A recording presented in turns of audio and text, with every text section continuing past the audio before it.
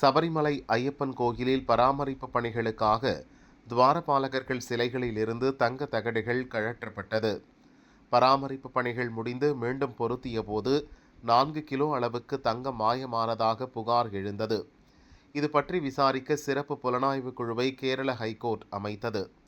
துவாரபாலகர்கள் சிலைகளின் தங்க தகடுகளை பராமரிக்கும் செலவை ஏற்றிருந்த பெங்களூரைச் சேர்ந்த உன்னிகிருஷ்ணன் போற்றி, திருவிதாங்கூர் தேவசம் போர்டு முன்னாள் நிர்வாக அதிகாரி முராரி பாபு ஆகியோரை சிறப்பு புலனாய்வு குழு கைது செய்தது.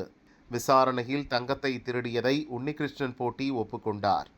திருடிய தங்கத்தின் ஒரு பகுதியை கர்நாடகாவின் பல்லாரியைச் சேர்ந்த நகை வியாபாரி கோவர்த்தனுக்கு விற்றதாக கூறினார். பல்லாரிக்கு சென்ற புலனாய்வு குழு கோவர்த்தனின் நகைக்கடையில் நடத்திய சோதனையில் 476 கிராம் தங்கத்தை மீட்டனர். தங்க வியாபாரி கோவர்த்தன் கூறும்போது, நான் எந்த தவறும் செய்யவில்லை.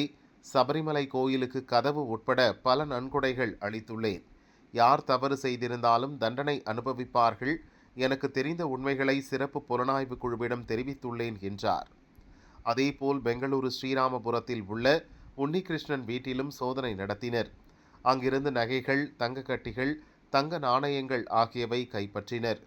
பறிமுதல் செய்யப்பட்ட தங்கம் சபரிமலை கோயில் தங்க தகடுகளில் இருந்து திருடப்பட்டதா என்பதை அறிய ஆய்வுக்கு உட்படுத்தப்படும் என அதிகாரிகள் கூறினர். தங்கத்தகடுகள் சென்னை அம்பத்தூர் தொழிற்பேட்டையில் உள்ள ஸ்மார்ட் கிரியேஷன்ஸ் நிறுவனத்தில் செப்பனிடப்பட்டதாக கூறப்படுகிறது. அங்கும் புலனாய்வு குழுவினர் சோதனை நடத்தி விசாரணை மேற்கொண்டனர்.